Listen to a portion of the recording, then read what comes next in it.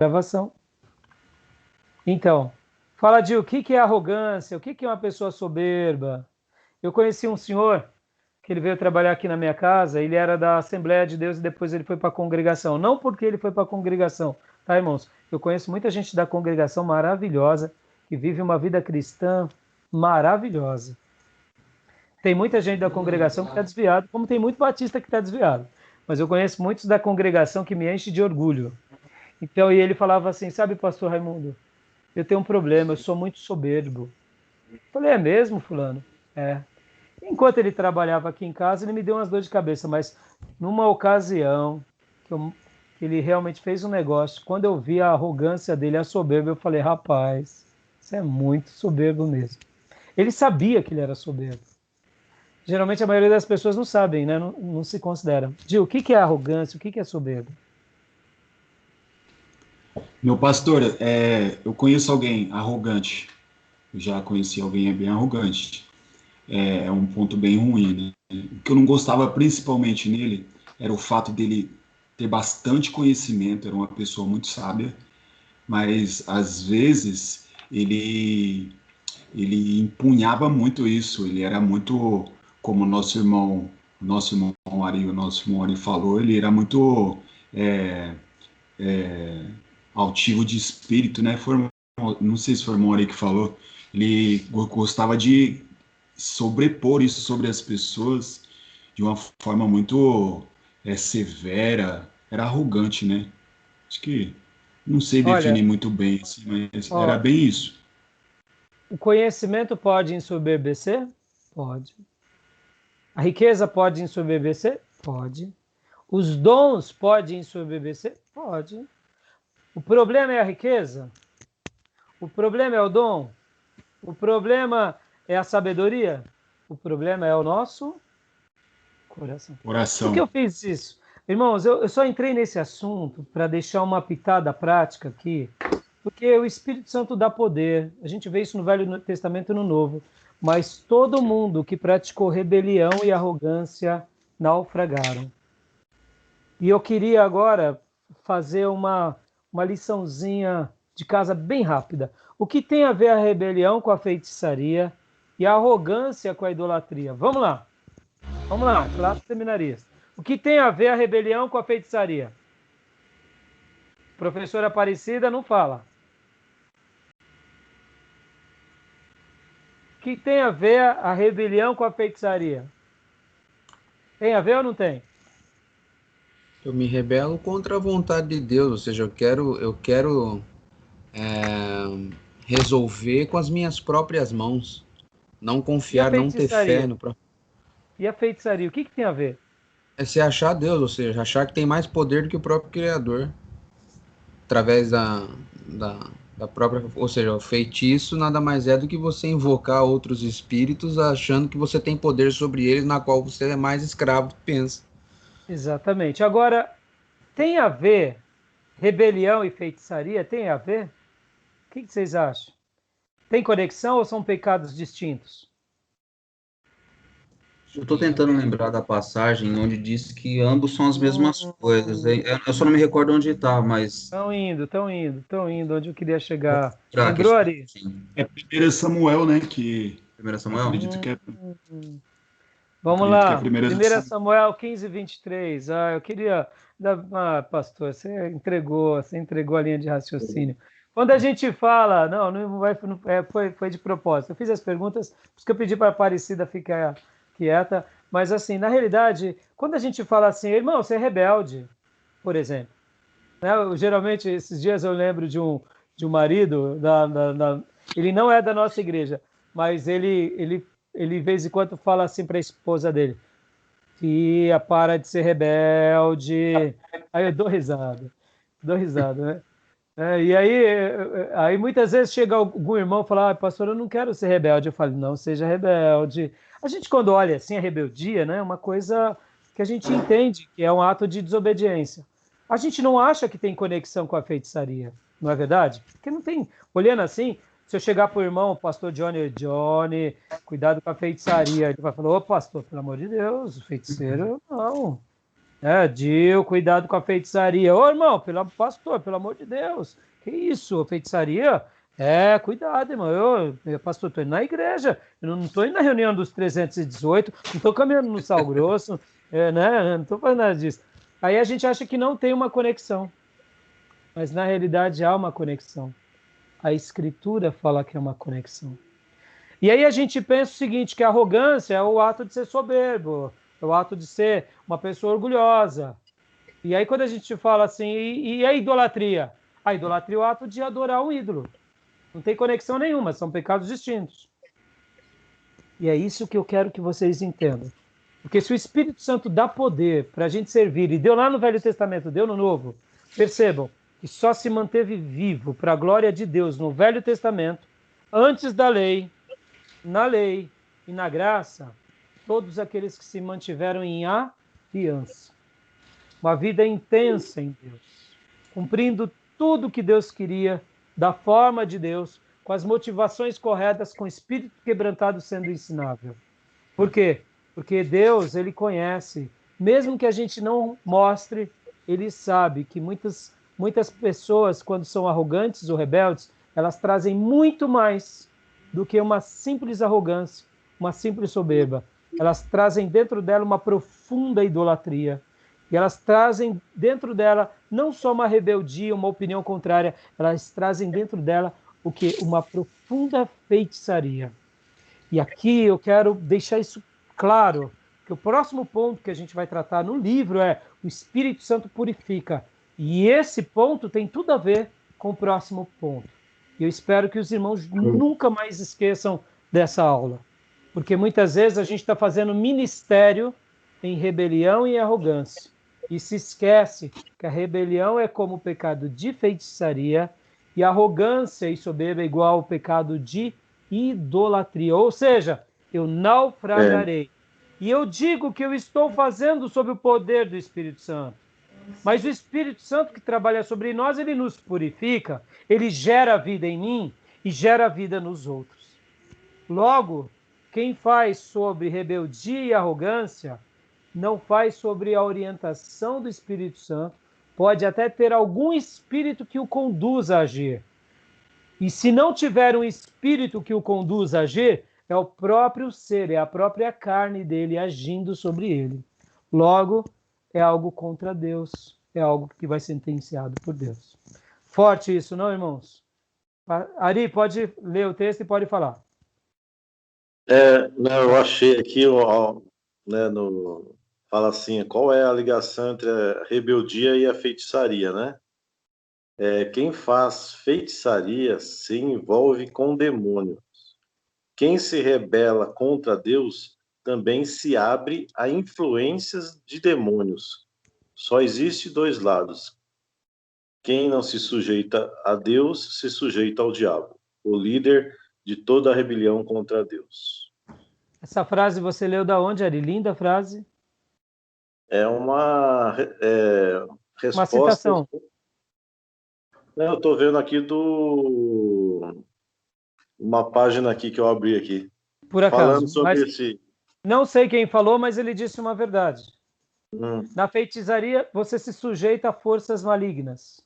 Isso. Mas na rebelião, você se sujeita a orientações também malignas, porque senão não seria rebelião, seria uma opinião contrária. Há uma linha muito clara e muito nítida entre ter uma opinião contrária e ser um rebelde. Mas a pessoa dissimulada, ela passa essa linha e muitas vezes ela pratica rebelião, pratica feitiçaria em nome de opinião contrária.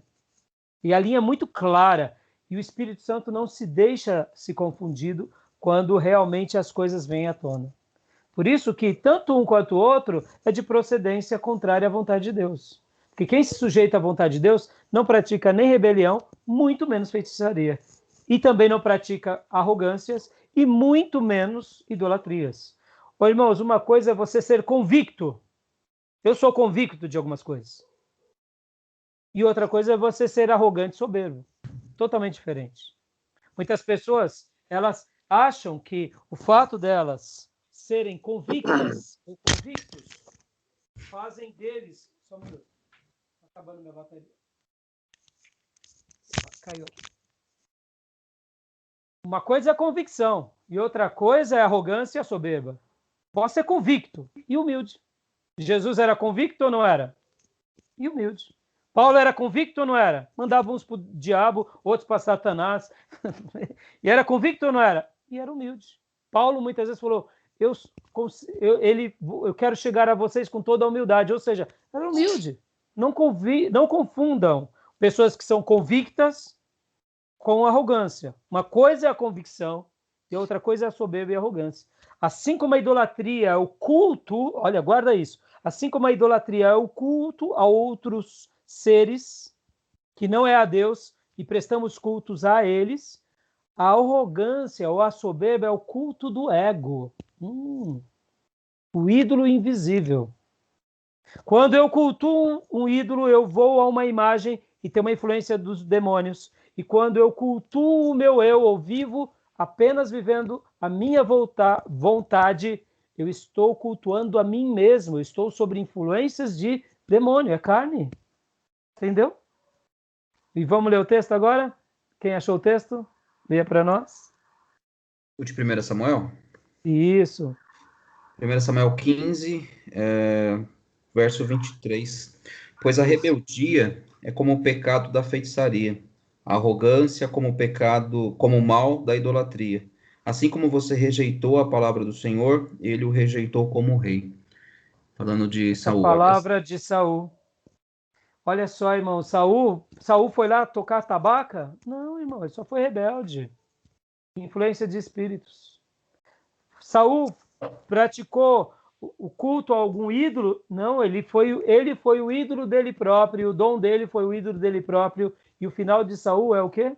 É um final trágico, porque ele quebrou a aliança com Deus. Quem quebra a aliança pode ter dom, pode ter reinado, pode ter ministério, pode ter riqueza, pode ter tudo e vai naufragar. Se o poder que Deus dá é para o nosso serviço, e esse poder é um poder do Espírito Santo, jamais sobre aquele que tem o Espírito Santo haverá rebeldia, arrogância, feitiçaria ou idolatria. Porque agora a gente vai para o próximo ponto, porque o Espírito Santo nos purifica. Vamos lá, rapidinho agora, página 535. 535, irmãos. Quem quer ler, pode ler para nós. Tudo bem, irmãos? Entenderam? Perfeito? Ficou claro, irmãos? Algum comentário do que a gente diz? Ficou claro. Querem fazer algum comentário? Não? Glória a Deus. Orem para Deus nos livrar de todo espírito de rebelião, de feitiçaria, de soberba e de idolatria. Percebam que quando eu falo espírito, não é personificando o espírito. Porque é muito fácil eu personificar, saia daqui espírito de feitiçaria, espírito de rebelião e continuar sendo rebelde. Na feitiçaria há um espírito, na idolatria há um espírito, na arrogância há uma disposição carnal, na rebeldia há uma disposição carnal. Então, quando a gente ora pedindo para Deus nos livrar, é nos colocando como, Senhor, quebra e faz de novo, porque senão não vai ter sentido fazer nada. Porque é o nome do Senhor que a gente vai envergonhar, é a obra do Senhor que a gente vai macular, e é o nosso dom que a gente vai ver naufragar. E não é isso que Deus tem para nós. Pode ver que as coisas de Deus, elas são muito simples e claras. Mais um breve testemunho, irmãos, um breve testemunho. Eu convidei algum tempo atrás um obreiro a deixar um cargo. E ele me questionou e disse assim, pastor, o senhor está me tirando porque eu te questiono? Eu falei, claro que não, filho. Irmãos, eu estou aberto às críticas de qualquer pessoa, inclusive de uma criança. Agora, não quer dizer que eu concorde com uma criança. Aí ele disse assim, olha o que ele disse. Então o senhor me quer que nem a Cida e o Fabiano? O professor Aparecido e o Fabiano. Eu falei, mas por quê? Porque eles te obedecem em tudo. Aí eu olhei para ele, quase deu vontade de dar gargalhada, irmão. Quase deu vontade de cair no chão. Eu falei, claro! Claro! Óbvio! Óbvio! Você acha que o fato de eu estar te convidando a sair é o fato de você ser um um obreiro, um líder que não participa dos cultos, não vive igreja, quer ser líder sem ter vida de igreja. Ora, eu estou te convidando, eu já te sinalizei tantas vezes, falei para você voltar e pôr a sua vida em ordem, você não faz, você tem sido rebelde. É óbvio sim que eu te quero como ele. Aí eu falei assim, você percebeu o que você está dizendo? Aí ele falou, como assim? Eu falei, você está dizendo o seguinte, eu não sou obediente, que nem a fulano e o Beltrano. Eu falei, é isso mesmo. Eu quero vocês obedientes. Não tem sentido eu ser líder. Irmãos, uma coisa é eu cobrar uma coisa humana e outra coisa é eu cobrar algo divino. Você ser fiel no pouco, ser um soldado que peleja, oh meu Deus do céu. Não, ele queria continuar com cargos e queria continuar fazendo do jeito dele. Não é assim, amados. A obra de Deus é muito santa. Se há um poder do Espírito Santo entre nós, ele sempre vai nos ajudar a sermos pessoas opostas à rebeldia, que é vida de aliança, e oposta à arrogância, que é vida de amor altruísta. Tá bom, irmãos? Então, Espírito Santo purifica sempre, e que ele esteja nos ajudando sempre, amém? Vamos lá, pastor Johnny, leia para nós. Vamos lá. O Espírito Santo purifica. Uma vez que esse membro da Trindade é chamado Espírito Santo, não surpreende que uma de suas principais atividades seja purificar-nos do pecado e santificar-nos, ao tornar-nos mais santos na conduta prática. Mesmo na vida de incrédulos, alguma influência restritiva do Espírito Santo, uma vez que ele convence o mundo do pecado, conforme João 16, do 8 ao 11, e Atos 7:51. Mas quando as pessoas se tornam cristãs, o Espírito Santo realiza nelas uma obra inicial de purificação, efetuando um decisivo rompimento com os padrões do pecado que havia na vida delas antes. Paulo fala dos coríntios, mas vós vos lavastes, mas fostes santificados, mas fostes justificados em nome do Senhor Jesus Cristo e no Espírito do nosso Deus. 1 Coríntios 6:11. E também Tito 3:5. Aparentemente, é esta obra de lavagem e purificação realizada pelo Espírito Santo que é simbolizada pela metáfora do fogo quando João Batista diz que Jesus batizaria as pessoas com o Espírito Santo e com fogo. Mateus 3:11 e Lucas 3:16. Após o... irmão. Okay. Só um minutinho. Olha só, irmãos, é impossível, irmãos. É impossível. E aqui eu ia até comentar domingo na minha mensagem, né? Que eu preguei, mas acabou não dando. Irmãos, foi um culto tão especial. Tivemos a ceia. Sem brincadeira, deu 1h30 de mensagem, irmão. 1h30. Aí quando eu fui chegar em casa e fui olhar, eu falei, pelo amor de Deus, 3 horas de culto.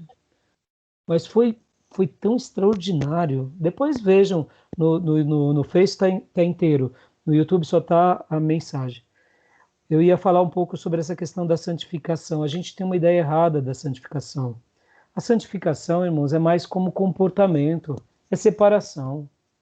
Não é como um troféu, sabe? Ah, eu sou consagrado, eu sou melhor. A santificação bíblica é separação.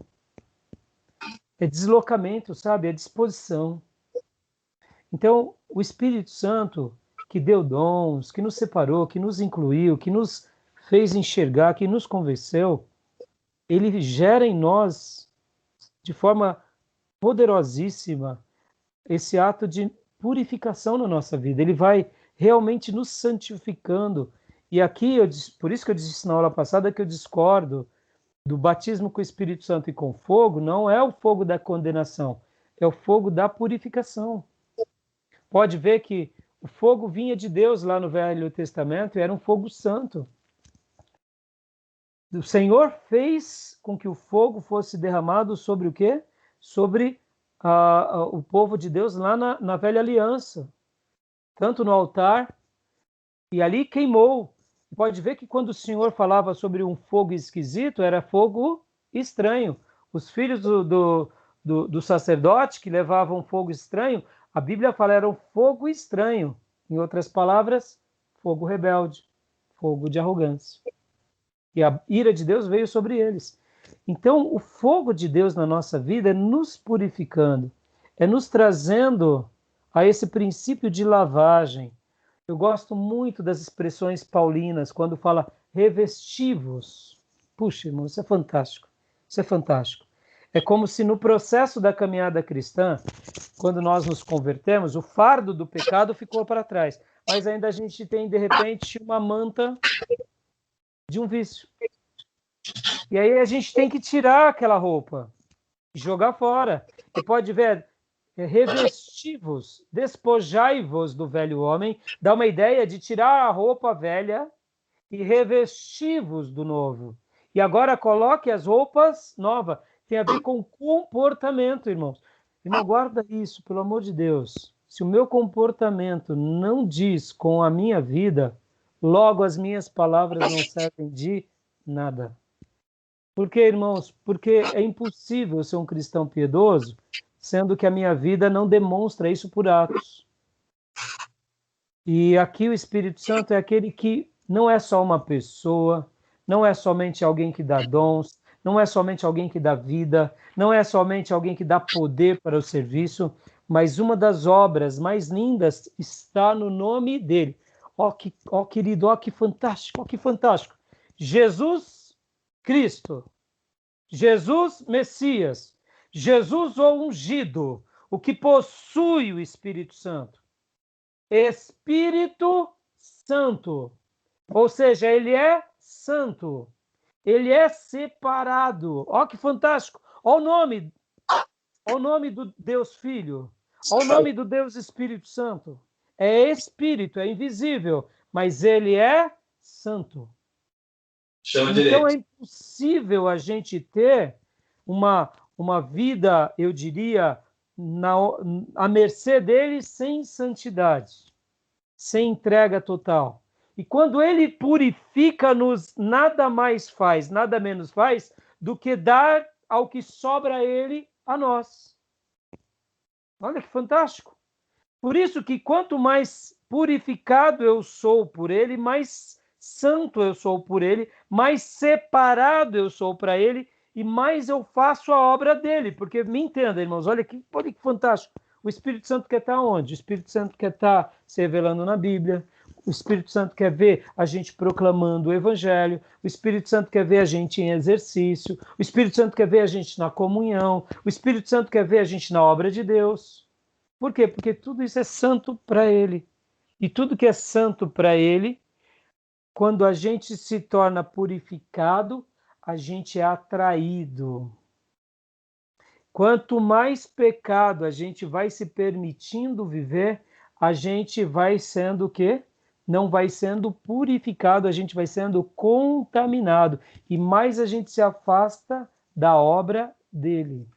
Pode ver, irmão, Saul, mesmo continuando sendo rei, mesmo continuando com seus ofícios, ele estava crescendo em purificação? Não.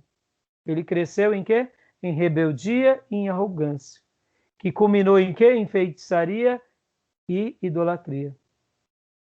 Por quê? Porque ele não se entregou à purificação de Deus. Fantástico isso. Quer saber se a gente realmente está sendo tratado pelo Espírito Santo? É se a gente está se purificando a cada dia, se permitindo. Porque se a gente não está, a gente está fazendo alguma coisa que não é a essência da pessoa dele. Porque a pessoa dele, a essência dele, leva-nos direto e imediatamente à purificação. Pode ver, irmãos, que uma das coisas que mais aconteceram conosco no início da conversão é o quê? É o nojo pelo pecado. Não foi isso? A gente começava a ter medo de pecado. Parece que o pecado virou um demônio, não era assim? E por que de repente a gente começa a ficar mais tranquilo com relação ao pecado? Isso é uma prova de que o Espírito Santo já não está mais trabalhando. Por isso que esses dias atrás o nosso irmão Felipe Ente colocou até no grupo de WhatsApp aqui que está tendo uma quantidade enorme de crente virando católico. Por quê?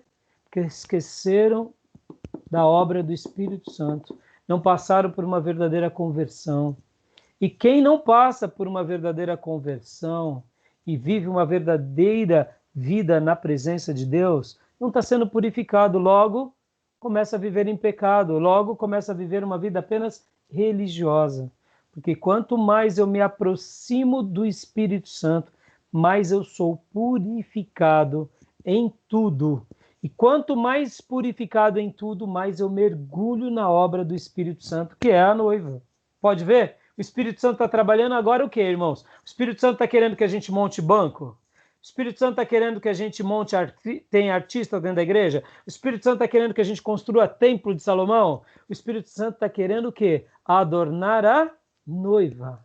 Quanto mais consagrado eu me torno, mais entregue eu me torno à noiva. Porque o Espírito Santo diz, vem noivo. E a noiva verdadeira diz, vem noivo. Fantástico, né? Fantástico. Tá bom, irmãos? Conclui a leitura aqui para a gente encerrar a aula. Pastor Diogo, querem comentar alguma coisa, irmãos? Querem comentar alguma coisa? Não, pastor, tranquilo. Ô, pastor Rai, Oi. legal o seu comentário lá sobre o fogo purifica, né? Eu lembrei daquela passagem que Jesus mesmo disse que ele veio lançar fogo sobre a terra e ele gostaria muito que ela já estivesse a arder. Eu não sei se cai no mesmo sentido, no mesmo contexto, mas acredito que sim, né? No sentido dele purificar, né, o seu povo, né? Olha, eu confesso que eu não sei te responder. É uma boa pergunta para eu estudar. Eu lembrei dessa passagem. Mas me parece que sim. Me parece. Mas eu não sei te dizer com precisão. Legal. Né? Professora Aparecida, a senhora queria falar ainda agora, eu não deixei, né?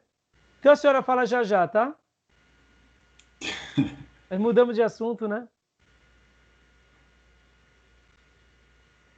Não tem problema não, pastor. Fique em paz. Estou acompanhando a aula aqui. Então, pastor Johnny, leia para nós essa última parte, porque aí depois a gente vai parar aqui, o Espírito Santo revela, né? Legal. Então vamos lá. Retomando. Vamos lá.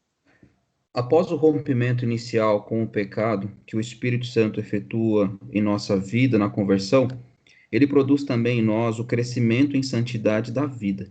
Produz o fruto do Espírito em nós, que é o amor, a alegria, a paz, longanimidade, benignidade, bondade, fidelidade, mansidão e domínio próprio, conforme é dito em Gálatas 5, do verso 22 ao 23. Aquelas qualidades que refletem o caráter de Deus. À medida que vamos continuamente sendo transformados com glória cada vez maior, devemos nos lembrar de que isso vem do Senhor, que é o Espírito, conforme é dito em 2 Coríntios 3,18. A santificação vem pelo poder do Espírito Santo. Bom, os textos estão aí. E por isso é pelo Espírito que somos capazes de fazer morrer os feitos do corpo e crescer em santidade pessoal. Algumas pessoas hoje dizem que uma obra de purificação ou de cura pelo Espírito Santo ocorre quando caem no Espírito, uma experiência em que elas, de repente, vão ao chão em estado de semiconsciência e ali permanecem por alguns minutos ou horas. Embora a frase cair no Espírito não esteja em nenhum lugar das Escrituras, há casos em que pessoas caíram ao chão ou entraram em transe na presença de Deus. Experiências contemporâneas devem ser avaliadas de acordo com os resultados duradouros, que é o fruto, que produzem na vida das pessoas. Veja Mateus 7, do 15 ao 20, e 1 Coríntios 14, 12, e também o verso 26. Irmão, olha, essa parte da purificação aqui, guarde-se e entenda-se fruto. Tem que dar fruto. Fruto de amor, fruto de fidelidade, fruto de, como há pouco eu acabei de dizer, o que ele estava fazendo era um grande elogio à professora Aparecida, aquele obreiro. E ao professor Fabiano. Percebam, os dois hoje são professores de seminário. Irmão, é por isso que eles estão sendo professores de seminário. É isso mesmo, que tem que me obedecer. Agora, no momento em que eu não estiver correto, eles têm todo o direito de, pastor Rai, olha, eu não concordo, ou que pensarem. Mas se de repente eu estiver errado, óbvio, eles vão poder me advertir. Se eu não concordar com eles, eu vou falar, irmão, aqui eu penso dessa forma. É harmonia, irmão. Guarda essa outra expressão, irmão, harmonia. Tudo que gera vida em nós tem saúde, e saúde tem harmonia. Guarda isso. Sabe aquela ideia que a gente muitas vezes fala tem uma energia ruim. Pode ser demônio, pode ser. Mas muitas vezes é além de demônio, é o gênio da pessoa. A pessoa, ela entra no ambiente com cara fechada, ela entra no ambiente de trabalho já pisando em ovos, ela transmite um clima horrível. Há uma energia, falamos assim, mas na realidade é um temperamento descontrolado. Uma pessoa assim, ela está mais suscetível às informações malignas e às opressões. Por isso que quando nós estamos em comunhão com Deus, porque o seminário é algo especial, irmãos? Porque há um clima de entrega no seminário. Porque o seminário é um patamar diferente da vida da igreja. Simples. Todos que vêm fazer seminário estão dizendo assim para Deus: eis-me aqui, Senhor, envia-me a mim. Me ensina, Senhor, faz de novo. Então, quando eu falo a vocês, eu não tenho nem muito trabalho. Porque, naturalmente, pressupõe que a grande maioria é convertida, é piedoso, é dedicado, ou seja, dá fruto. E aqueles seminaristas que estão desviados, eles acabam tendo a chance de se converter. É verdade. Por isso que no seminário é muito importante o pastor ser crente e o colegiado ser crente. Porque se começar a entrar desviado, aí se perde tudo, irmãos. Por isso que muitos seminários acabam sucumbindo. Porque o pastor, que nesses dias atrás, irmãos, deixa eu dar esse triste testemunho.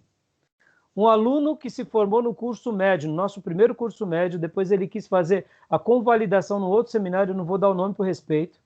É uma casa que eu já estudei lá, é muito boa, mas infelizmente a turma que ele pegou ou os professores, ele falou assim: pastor Rai, sabe o que os seminaristas fazem? Saem para beber. Saem para beber. Vão em barzinho. E eu falei: e você? De vez em quando eu vou junto. Você vai junto. Eu falei: filho, pelo amor de Deus, né? Irmão, deixa eu abrir um parênteses aqui, ó. Uma hora a gente vai entrar em assunto de bebidas, tá? Eu tenho um pensamento sobre bebida. Eu tenho um pensamento, eu vou defendê-las para vocês. Mas eu sou contra essa postura. Essa postura, para mim, ela é mundana. E vou dizer, eu poderia ir e, de repente, não beber um copo de cerveja ou vinho.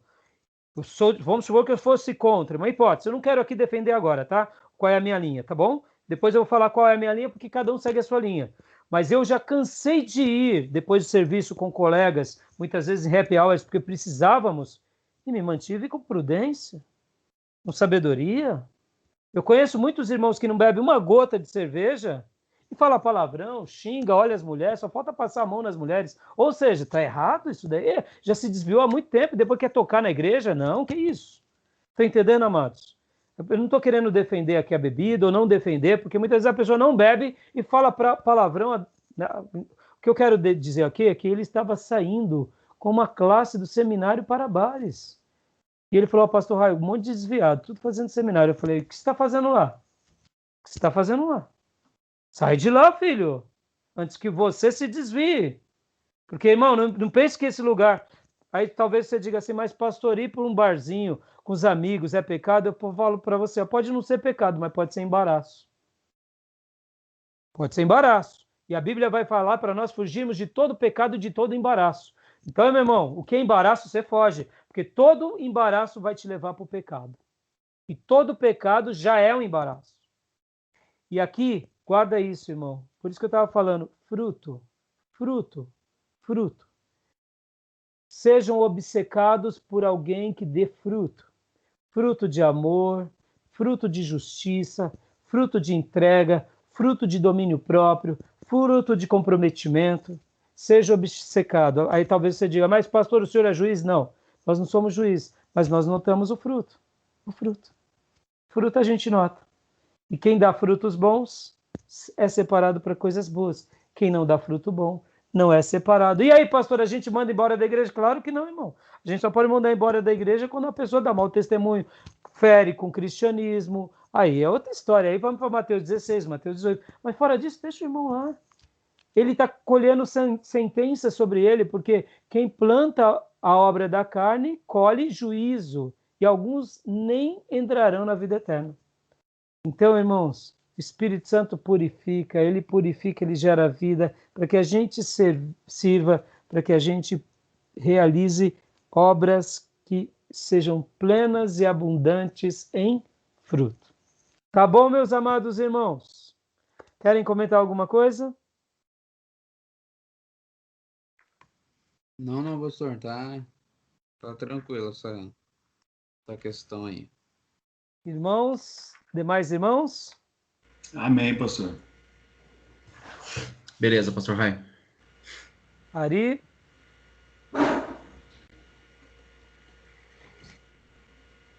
Querido Ari, quer comentar alguma coisa?